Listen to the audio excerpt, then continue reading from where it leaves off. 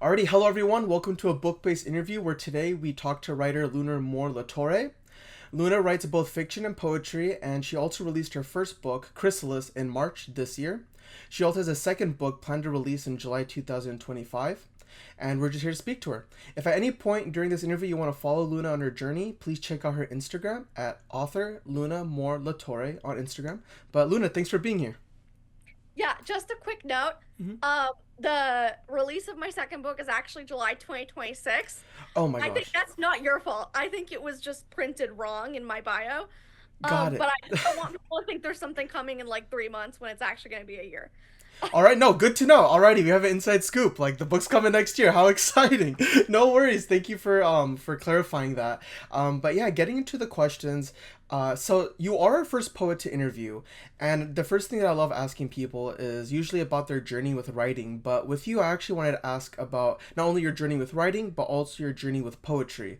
How did you get into it, and what do you love about poetry that may be different from other mediums of writing? So I started writing poetry when I was 17. I actually started writing creatively more around like age 8 or 9. I started out with short stories. And I went to Orange County High School of the Arts for creative writing. And, for a while I was scared of poetry. I was like, oh, I'm not good at poetry, or like, poetry's dumb. And then I took this class that completely changed my life with my instructor, Jennifer Carr, my junior year of high school. And I fell in love with poetry. It was just like, once I started reading it and writing it, like, I fell in love with how personal it is, how in depth it is, the richness of the language, the ability to tell a story and a personal story in just one page. There was just so many things that I loved about it, and that, I wanted to explore more. Whereas I'd been like scared and hesitant before, but it was all because of this teacher, Jennifer Carr, who completely changed my life and made me interested in poetry. Absolutely. That's really cool because I remember being in school and I got slammed for writing a really bad haiku. I didn't follow the syllable count, and I remember my teacher was like, "Nathan, can you sound out the syllables?" And I was like, "Yeah, of course, it's seven." And I was like saying the sentence, and I'm like, "Oh, wait a minute, like this is not seven at all." And I'm like, "Oh," I remember I was like in middle school, and I was like, "Oh, I'm so sorry. Like I didn't know that it was like that structured."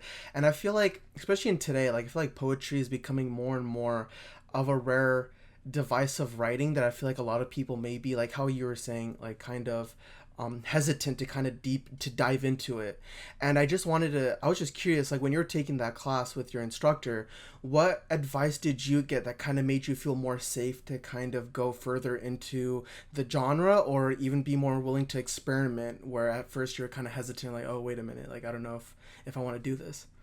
Well, what really helped actually is she had this list of like words to avoid using in poetry, Mm. like which might sound kind of weird, but it was actually really helpful to have a list of like cliche words and phrases, to avoid, because they're cliche for a reason. Like, we come to them as a people like over and over again, like words like tears or soul or blood, or like, you can use maybe one of those words in a poem, but if your whole poem is like comprised of those words, it's not really going to work.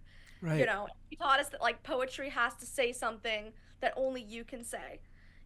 That you have to write something that is specific to you, and is a story that only you can tell. Because if you say something like very generic, like tears bled from the dark abyss of my screaming soul, that's something anybody could say that could apply to any situation. Like, what Jennifer Carr taught me about writing good poetry is that you want to make it specific to you, and you want it to reflect you in some way, and not just be something that anybody could write. Because the question is always, why are you the one to write this? Wow, that's actually really great advice. I've never thought about it like that because I think when I was going about poetry, again, like really long time ago when I was young, I felt like the biggest thing was, oh, this needs to be communicated to as many people as possible, so I need to pick a language that people can understand. And I feel like sometimes sometimes I feel like I'm too focused on wanting to make sure the audience can comprehend it instead of me feeling like I'm expressing myself the way that I should be. So I think that advice that you just shared was really great because it kind of brings the focus back to you instead of having to focus on outside perspectives, like, oh, like are other people going to understand where I'm coming from or what I have to say. Instead it's more of like, well, what do I have to share? And from there I feel like you might have a more a better experience choosing the proper words.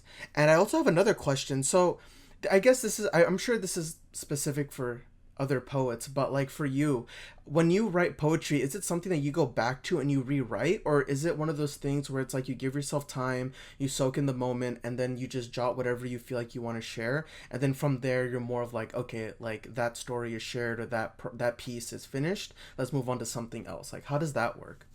So I will definitely get into that in a second, but I wanted to build off of the question that you asked me before, which is about specificity Yeah. versus generality. And this is a brilliant piece of writing advice. I don't know if you know the author, Tamala J. Gordon. She wrote Hood Wellness. She's on Threads. I love her threads. I follow her threads religiously. And one thing that she said that really stuck with me was that if everybody is your audience, then nobody is your audience. Whoa, okay, that's heavy. Wow, that's actually Yeah, really cool. That reminds me of, I think Mike Tyson said this in an interview. He was like, if everybody's your friend, no one is. Or like, no, if everybody's your friend, then you're an enemy to yourself or something. Where it's like, if you keep on focusing on grabbing everything, you kind of like lose yourself in the process, or like you kind of gain nothing out of it. So, wow, another great piece of advice. That's really right. true. Because it's impossible to write something that every single person is going to connect with. Right. We all have so many differences. We all have so many life experiences. We all have so many like opinions and views and just different ways that we're socialized. It's impossible to write one book that everybody's going to like or everybody's going to relate to. And if you try to do that, then you're not really saying anything new. Right. Absolutely. So, and then to jump into your question, I definitely revise. My poems are so heavily revised. Like I'll write it and I'll have like a great like 2 3 hour jam writing sesh. Hmm. And then I'll come back the next day and be like, okay, this is terrible. I'm cutting this. Or this is great. I'm going to build on this more. And, I have another book of poems that I'm working on right now, actually. Don't want to reveal the title yet, but it's a collection of poems that are about my best friend and about grief because unfortunately 2 years ago she passed away at the age of 23, and that's obviously been really hard. I miss her a lot, and so this latest collection of poems I'm working on is kind of like about her and about our 10-year friendship and about grief. And those poems have been revised over and over and over again. The poems in Chrysalis have been revised over and over again. It's usually like a 1 year, like a 6 month process of revisions, I would say. you Wow. know Yeah, it no, takes, that's really intense. Yeah. because the desire to make the most impact is to have these poems, and for any work that I write, really, that includes my short stories, that includes my novels, is I want these works to be the best they can be. Right. I don't want to just put out the first version of something into the world. I want to go over it, I want to get feedback, I want to make changes so that, when it's time for my work to impact other people, it's the best it can be and it's living in its final form. That's something that's really important to me as a writer. If you want to be a better writer, revise, revise, revise. Like, I promise you with 100% confidence, your first draft is never gold. There can be things that are like elements of gold in your first draft, Right. but the entire first draft is not gold. Right. Like, in order to be a writer, you need to revise. Right. Right. Absolutely. I guess it's kind of like panning for gold. I guess I don't know why I thought about like, the gold rush, where it's like you get a bunch Because of I won't shut soil. up about gold metaphor. Yeah. No, it's a good metaphor because it's like, you're panning for gold and you get a bunch of dirt, but then as you keep on refining and you keep on running it through stuff, like you start seeing the elements that are just really substantial and just really golden. And I'm really sorry for your loss, by the way. Like, I know you mentioned that you just recently You. lost your friend, and I think that's really strong that you're choosing to create works that that has to relate to that friendship, because I think that's like the beauty of being in relationships with people in general, where it's like you're able to create things outside of that, such as works of art, and you're able to share a unique voice to other people that would be able to understand it if they can relate it to their friendships or their relationships. So I really appreciate you sharing that. That means a lot. Yeah, I think, part of why I feel called to write that book in particular is for multiple reasons. One, because I want to help other people who are grieving, especially people who are grieving the loss of someone young and Hmm. before their time. Um, Especially losses that are for people who are young, for people that are unexpected. You know, I'm not going to get into the specifics of Yeah. how she died or anything like that, but it was unexpected and we were only 23 at the time. And now I'm 25, so it's been 2 years, but I just think as a culture that we don't talk about grief enough. Hmm. I feel like grief is such a universal experience that everybody's going to have to go through at some point in their life, and yet like our culture gives us no ways to prepare for that, Yeah. no ways to get through that. And I want to be able to help other people where I did not have help. And that's not to say I didn't have help. Obviously, I had help from my amazing family and my friends and my therapist. I strong advocate for therapy. Go to therapy. But, you know, I want to write the book that I wished I had had when this happened to me. Right. And I also, her name was Emily, and it's important for me to share that because I want people to know her name and I want people to know what an incredible person she was. I mean, just to give you an idea of how funny she was, like maybe this is a little bit of an aside, but just to like make this into the interview. Yeah. Um about a year before she died, her appendix burst, and when she went to the hospital, she was like really mad that they didn't let her keep her own appendix. She's like, I Oh, wanted to put my appendix in a jar and name it. I'm like, that's the sickest thing I've ever heard. yeah, no, that'd be so crazy. Imagine walking into the room, like a house, and you just see an appendix, like just on top of an altar or something, or just like above, next to like a mantelpiece, and like, I'm oh like, yeah, that they took that out. I'm not going into your room to see your appendix. Like, that's Right, crazy. right, But she was right. genuinely upset that they didn't let her keep her appendix. That's hilarious. Oh my gosh. And I think that what you just said about grief is really important because I think there's a lot of reasons why I feel like grief is just really hard to like communicate about in today's society. I feel like it's really hard to naturally communicate it because it's one of those things where like people hear the words and they can like give the empathy like, oh, like I'm sorry for your loss, or hey, like I know that must really hurt.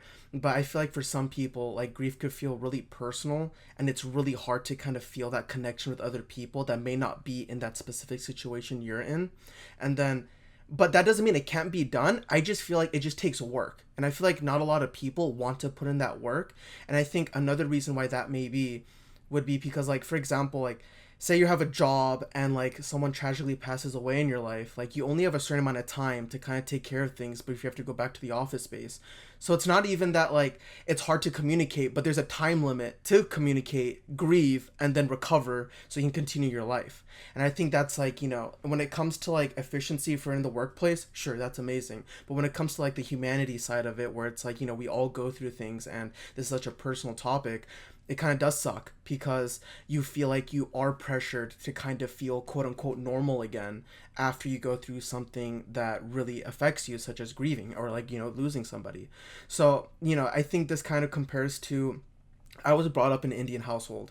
So I was living in a culture where I feel like they put a lot more emphasis on grief compared to the Western side of things when I was living here in America and everything.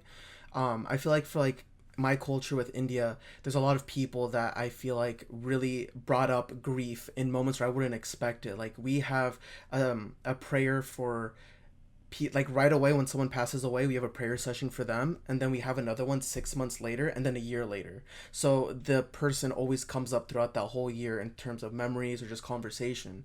And I remember when I first dealt with that because my grandfather passed away when I was in university. I remember thinking like, oh, well, like we're still gonna talk about it, like I felt a little bit iffy because it was like, wait, like are we number one comfortable, and number two, are we okay with bringing something like that up, because I didn't even know if I was okay with it.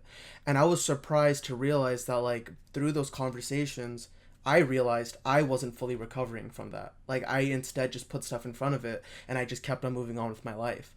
So I think it's really important, especially if you really want to focus on mental health and your overall well-being, to properly grieve and be able to have really great mediums to kind of process that, so you don't feel like, you're trapped or you feel like you're unheard, because those feelings could really bottle up, and I think it could explode in other areas in your life where you probably don't want it to really be there.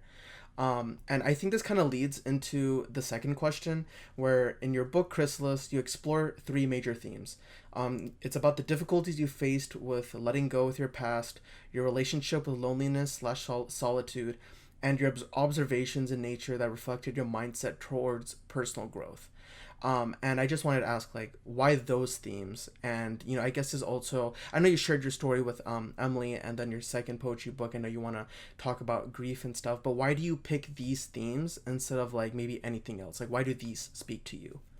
So the easiest and most straightforward reason that those themes came up to me is because it's what I was going through at that time in my life. Like, Mm, when I wrote this book, I was 23 years old. I was a senior in college. I was a year out of breakup with my longtime girlfriend. But, then of course we start hanging out again, and you know how those things go. So like we had become friends again, but there were also still like some feelings towards each other there, and it got too weird for both of us, and we decided to just not talk anymore. So I was kind of going through that and like letting go of her, and also like letting go of a friendship that had ended, and letting go of like griefs that I'd had up until that point. Like, when I was about 6, my grandpa on my dad's side passed away, and we were really close, and that was really hard for me at the time. And it's also been hard to kind of like grow up without him. And kind of similarly, there's also this loss, my mom's aunt, who I was very close with, who passed when I was 17, and she was a very important part of the family. And I think going back to like what you said about like Western versus non-Western cultures, like my mom is Colombian and Mexican, and my dad is like white American of Scottish descent, you know. But there's definitely a cultural difference in like grief and death and family. Like something that I've noticed over the years is just how many like Latina women have like altars on their nightstands or like in their bedrooms, like on the dresser. There's always like the pictures on the dresser. Like in so many Latin households that you go into, there's like pictures of every single family member on the dresser. Not just in the living room. They're always in the bedroom too, like right. just covering every inch of the room practically. And there's also the tradition of Dia de los Muertos, like Day of the Dead, and like celebrating ancestors like through food and through music and through gift giving, and there's also this cultural difference in Latin families versus like gringo families of like, being very close with extended family members. Like I was, like I know so many cousins, so many like great aunts, great uncles, like whereas I'm not necessarily close with like that extended part on my dad's side. Like we talk and stuff, but like with my great aunt on my mom's side, like I grew up with her, like I saw her every time I saw my grandma, and so it's just like it can be a different kind of relationship culturally with like, I'm not saying it's like for the close relatives. Obviously, like I'm equally close with like aunts and uncles on both sides. But when you get into like more distantly related people, like your grandparents' siblings or like your great grandparents' siblings, like, in Latin families, you tend to know and be very close with all those people. Right. Is what I'm saying. You like in Latin families, you like know your second and third cousins. Yeah, you yeah. like, so it's just that kind of thing. But I focused on those themes because of what I was going through in my life, because of what I was going through with so many grief and so many losses, both like family from both sides and my ex and another friend. And then also just, I lived in Portland at that time, and I was spending a lot of time in nature. Like I was going on hikes a lot because I kind of feel like you're legally required to like hiking if you live in Portland. Like, like people try to like out clout each other by how much they go hiking. You're like, Right. well, you only went hiking this many hours. You only biked this many hours. Like I did more. Like Right. people are really into the outdoors in the Pacific Northwest. So I was just like spending a lot of time in nature at that point in my life too, and also thinking about grief.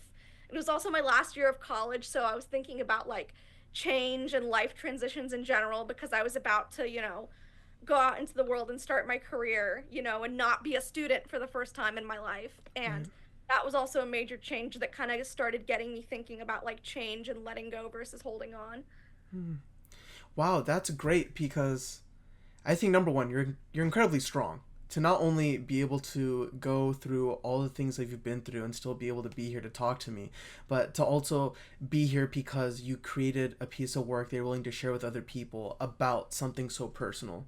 Because I feel like it's one thing to go through the events and to, be able to grow from it, but to be able to kind of show that vulnerability to other people and express that, I think requires so much courage. Because I think for me personally, when I go about writing, it's always a second question that I need to ask myself, where it's like, when it's too close to something that I feel vulnerable about, I have to ask myself, oh, do I really want to put that in there? Like, should I change up the name? Should I put in like another character's name or something? So I feel like it's definitely a like conversation for me, at least, when it comes to, hey, how close do I really want to get to my work? And the fact that you were able to do that with your first book, I think just speaks volume to how strong you are. So congratulations. I think that's awesome.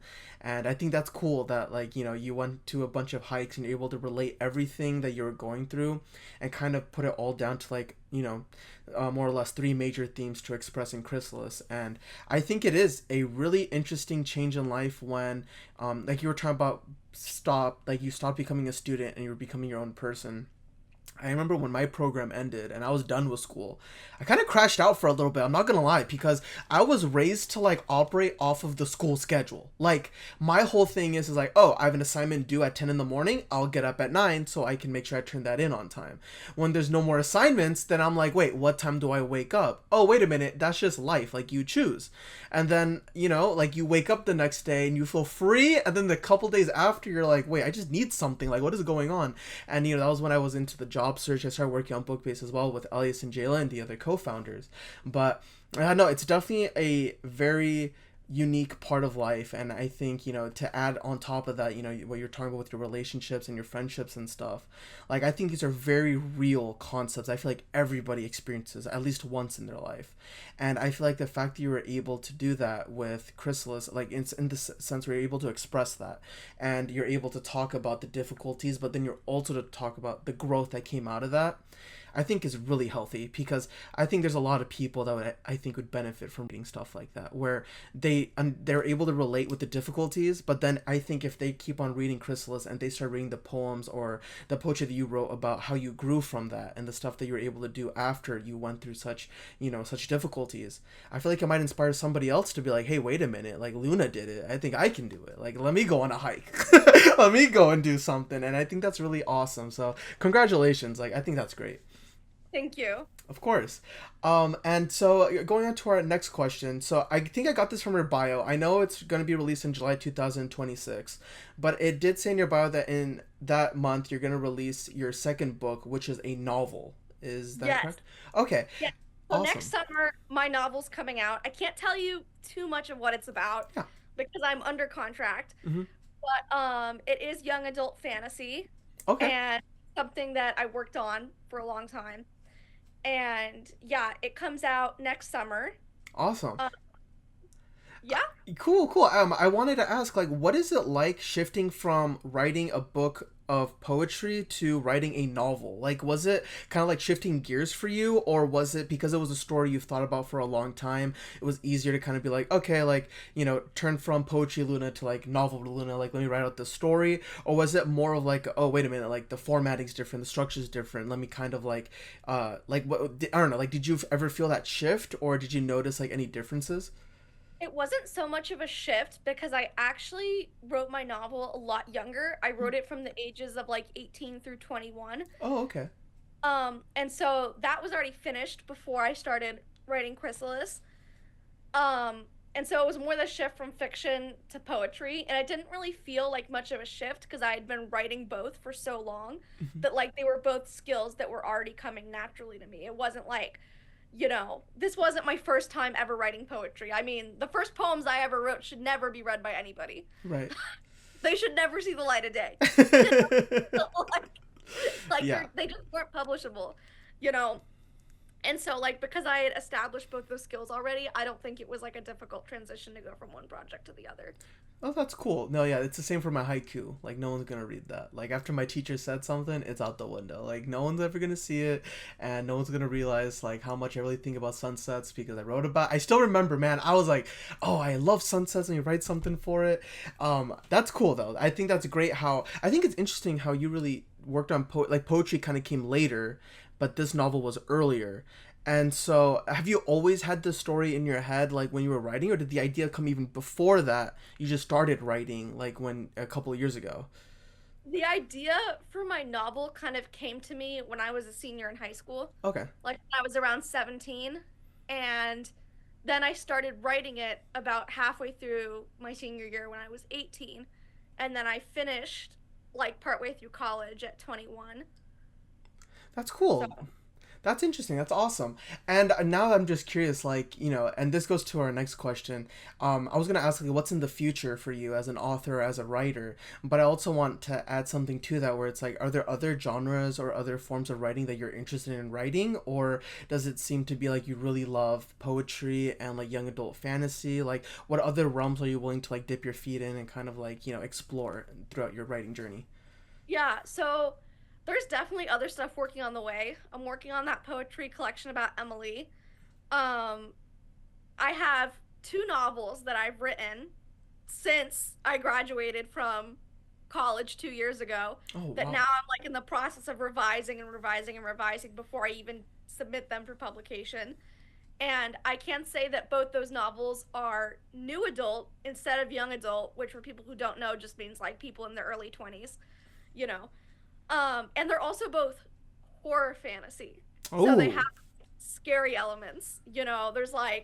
There's the trope of like the masked killer and the whodunit, and so there's that. And then I also have a collection of short stories that I'm working on that's like horror and fantasy. Hmm. So on top of the book that just came out and the one coming out next summer, I have four other books that I'm working on. I don't know when they're going to find their way in the world, when they're going to come out. I have no information on that yet.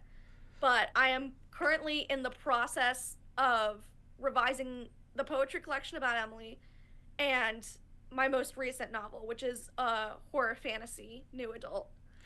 Wow, no, I think that's great how you're writing a horror fantasy that's new adult, because I feel like to be a new adult is already scary enough. So I think it's great Oh that you're yeah, adding let's make fantasy it to. scarier. Let's make Yeah. you literally be hunted down. Right, right. No, yeah, it's a real horror thing where you have to file your taxes, and then you also have like a serial killer right behind you or something. Like, I Yeah, think, exactly. yeah, no, that really ups the stakes.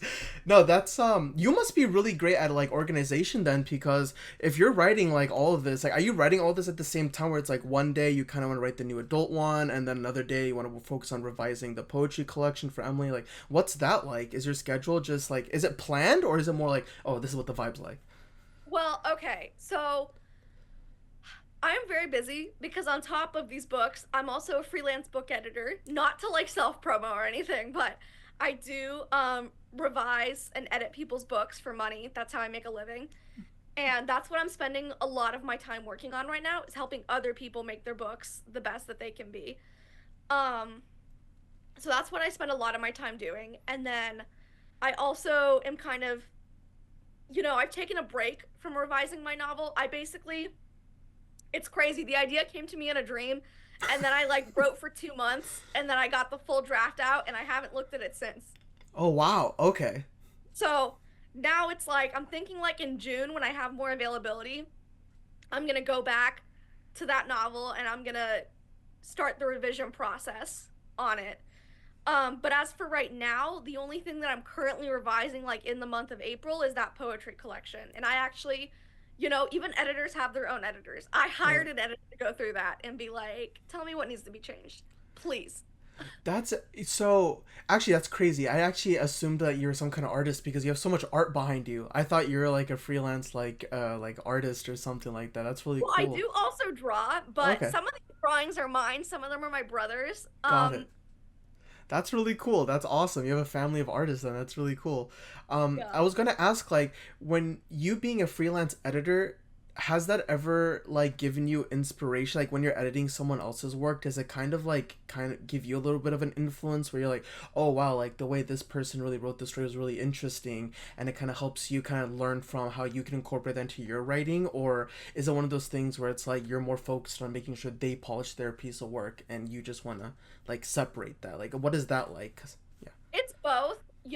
Being an editor makes me a much better writer, and Hmm. being a writer makes me a much better editor. Hmm. It's kind of one of those things like where because I have so much experience over the years with writing and with revisions and with editing, that like when I practice one skill, it helps with the other skill. Like I see what people are writing and I'm like, oh, this is perfect. This is great inspiration, or this isn't working. I want to make sure I'm not doing this in my piece. Okay. So Okay. kind of like looking at people's strengths and weaknesses and Right. like seeing how I can apply them to my own work is definitely something I do. Oh, that's great. And what's it also like choosing an editor when you're an editor? Like, are you more picky because you know how you edit, so you're kind of looking for that in other people, or is it Well, more? it's not so much that I'm picky, it's that like I have been in the literary world for a while, Mhm. so I know a lot of people in this field and I can just hire someone that I personally know. Ah, that's cool. Like I just know a lot of people who are in this field, Right. so I can hire someone that I personally know rather than just like someone I've Googled, so to speak. Oh yeah, no, I think that's gonna be me. Like, I get so scared because I'm also a writer, and there is a point, of course, where I want to look into editing and stuff, and so like my initial reaction is like, oh, Fiverr or like Upwork, because I've gone there before for like other things, and but like yeah, I think when it comes to like the literary world, as somebody that's like from the outside looking in, it gets definitely a little bit more closeted because it could be really scary when like for example, somebody was like, hey, do you know an editor? I'd be like, no, I don't know an editor. And I'd like look on Google, just look up I editor know for. that. Yeah, no, that's awesome. That's cool. I think that's great, and I think you also give a lot of great context to people that aren't writers necessarily, but like are in the literary world that like do things like editing and stuff like that. Because I think, I think it's kind of like music, where people feel like if you want to work in that world, you kind of have to either be a musician or you have to be like a singer, songwriter, or rapper. But I feel like, once you start realizing that it is an industry where there's people setting up the background stuff or people that are helping with the dancing, choreography, the lights and stuff, I think the same thing could be applied to literature, where there are people that edit and there are people that publish and there's people that do other things. And it's cool how, like, if you're in the realm doing something like editing, it kind of bleeds into another thing in that industry where it's like, oh, like you're writing, for example, like, oh, okay, I'm editing all these pieces of works, this is really cool, oh, it's also helping me become a better writer, and vice versa. So I think that's also really great how, like, it looks like you kind of created this bubble where it's like everything that you're doing reflects on literature, but it only just helps you become a better writer and become a better better express, I don't know if that's even a word, but better person to express what you're trying to go for in these novels. So I think that's great. But we're approaching our final question, and this actually has to do with BookBase. I know I talked to you about BookBase before the interview, but essentially, like, again, BookBase's whole mission is that we just want to keep on vocalizing the importance of socializing around books. And the reason, I have a personal attachment to this mission because I actually hated reading in high school. I read To Catch, was it a Catch a Rye or something? No, Catcher in the Rye. Right. Yeah, Catcher in the Rye. Patrick Didn't Rye. didn't like it. Didn't like the Crucible. I got the idea of the Scarlet Letter. That was a great concept. Wasn't into it. Great Gatsby. Didn't like the ending. Really messed me up. And so I'm like, you know what? These I pieces think of the ending literature. fucked everybody up. Oh god, and the movie. Oh man, I still sometimes, like, I'm on TikTok, and so like I'll see like snippets of like Great Gatsby, like these crazy TikTok edits, and I'm like, oh my god, Daisy. But it's fine, it's fine. We're okay. It's been a couple years. We went to therapy. We're better from that. But I wanted to ask you, like, in your life, have you ever socialized around books? Or have you ever been a part of a book club? Or like, like, what do you think is important about socializing around books? And have you ever experienced that love for reading with other people in your life? Yes, I definitely have. So, mainly in educational spaces. I mean, I went to Orange County School of the Arts for creative writing, and I was around other people who loved writing and who loved reading. And then when I went to Reed College in Portland, Oregon, and I majored in English with a focus in creative writing. And I was also in my classes, surrounded by other readers and writers and other poets too, and I met a lot of people through that community who also loved reading and writing. Um, this might sound weird, but my ex was also really into reading. That was one of the things we mainly had in common was we would like, would like read and then we would talk about every book that we read together. Like, you know, like we would always talk about books together, and that was one of the main things that we had in common, and you know, I have been part of a book club before. I've been part of like a virtual book club during the pandemic. Mm-hmm. That was really fun. Um, and I also, I don't know if you've heard of Reading Rhythms LA, but I've Mm-mm, been I to a haven't. couple of their events, and basically what you do is you go and you read for like 2 hours, and then you have like socializing afterwards where you talk about your books and like give each other recommendations and like, you know, I made friends there. Some of these people still follow me on Instagram. I still follow them, you know. Wow, what's it called? Reading Rhythms LA? Reading Rhythms LA. So they have these events all throughout Los Angeles. Oh, And wow. Okay. yeah, basically they're held at bookstores usually, and you go and you read for an hour, and then you like do social activities based around your books, then you read for another 30 minutes, then you do more social activities based on your books. So it's just a chance to get people together to like read and also talk about books together. Let me look this up before I forget this. Yeah, This I'm is actually really almost cool. entirely sure that's their Instagram username. Yeah, I see it. Wow. Reading Rhythms LA chapter on Instagram. Yeah, that's awesome. I actually didn't know this thing existed. This is really cool. I'm surprised people don't talk about this as much. That's awesome because I think I'm kind of going like I remember the first time I was in a book club. It was during the program with my co-founders Elias and Jalen. I didn't realize how fun it was to talk to people about books. Like usually I'd read a chapter, like internalize it, like wow, this was awesome, put it down and just continue life. But the fact that like I can call somebody now and be like, hey, did you read this part? Yeah, this person sucks. Like, or like, oh no, this was a really great chapter, like the character did something awesome. I think that's such a beautiful experience, and you know that's the whole thing about BookBase. I really want to promote that with other people and trying to get people to be more open to like meeting other people that have a similar reading taste, and they can just like socialize and you know just create connections on our platform. But no, I thank you so much for sharing your story with socializing around books, and just thank you for just sharing everything. Like you've been a really great person to just talk to on this interview, and thank you for sharing everything you have.